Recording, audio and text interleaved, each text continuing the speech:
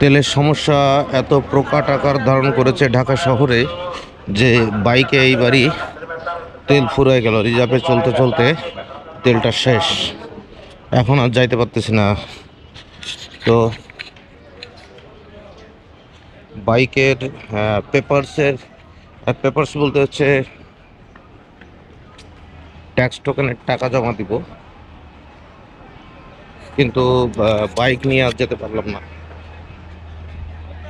তেলের সমস্যার কারণে তেল নাই কয়দিন ধরে পাম্পে, এবং যে খুচরা তেলের দোকান আছে কোনো জায়গায় যেই তেল পাচ্ছি না আর কি।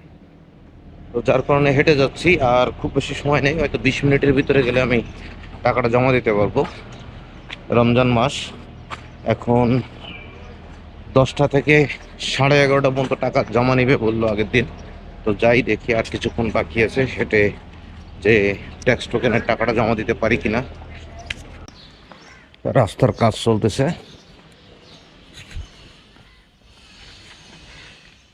তো বাইক কিনছি 7 বছর প্রায়। তো এর ভিতরে কোনোদিনও তেল ফুরায় বন্ধ হয়নি। আজকেই তেল ফুরায় বন্ধ হয়ে গেল, কারণ চলমান যে ইরান ইসরায়েল যুদ্ধ, তো তার প্রভাবে বাংলাদেশে যে তেলের সমস্যা দেখা দিয়েছে, তার কারণেই তেল পাচ্ছি না কোনো জায়গায়, যে কারণে বাইকের স্টার্ট বন্ধ হয়ে গেল, হেঁটে হেঁটে যেতে হচ্ছে। এটা হচ্ছে SIBL, সোশ্যাল ইসলামী ব্যাংক PLC ভাটারা শাখা। তো এখানেই বাইকের পেপারসের টাকাটা জমা দিতে হবে। তো আগে BRTA-তে যাওয়া লাগতো, NRB ব্যাংকে জমা দিতে সম্ভবত, BRTA-তে, কিন্তু এখন এই যে জায়গায় সোশ্যাল ইসলামী ব্যাংক আছে সেখানে জমা দেওয়া যাবে। এটা হচ্ছে SIBL নতুন বাজার শাখা, সোশ্যাল ইসলামী ব্যাংক নতুন বাজার শাখা 100 ফিটে। এটাতেই আমি বাইকের টাকা জমা দিব, এখন আর BRTA-তে যাওয়া লাগে না। দোতলায় ব্যাংকটা।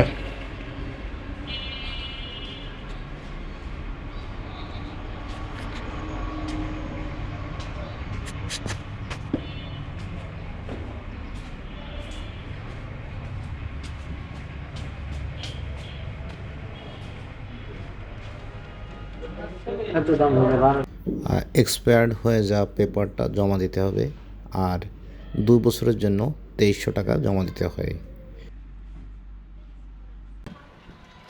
2300 টাকা জমা দিলাম। 2300 টাকা জমা দিয়ে ট্যাক্স পেমেন্টের ম্যাথটা বৃদ্ধি করে নিলাম।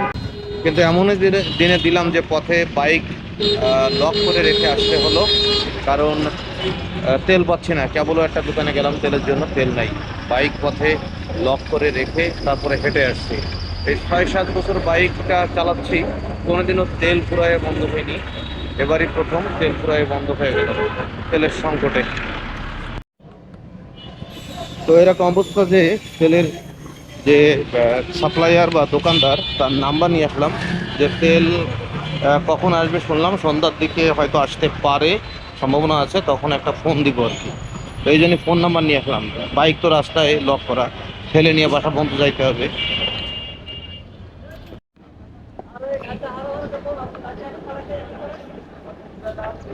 তো এই হচ্ছে অবস্থা আর কি, ঢাকা সিটির এই হচ্ছে অবস্থা, কোনো তেল নেই কোনো জায়গায়। ভিডিওটা আমি আপলোড দিচ্ছি রাত 10টার সময়, এখনও পর্যন্ত তেল দোকানগুলোতে আসেনি। ফোন দিয়েছিলাম, তো আশা করতেছি দ্রুত সমস্যার সমাধান করবে সরকার, কারণ সামনেই ঈদ, এখন রমজানের ছুটি চলে, আর কিছুদিন পরে বাড়িতে যাব খুলনা পর্যন্ত। কিন্তু এইভাবে যদি তেল না পাই তাহলে কিভাবে যাব, সেই চিন্তায় আছি আর কি। তো যাই হোক, সর্বোপরি তেলের সমস্যার সমাধান হয়ে যাক, এই আশাবাদ ব্যক্ত রেখে এখানেই শেষ করলাম। ভালো থাকবেন সবাই। বাইক এখন ঠেলা লাগতেছে আর কি। আজ মার্চের 9 তারিখ 2026।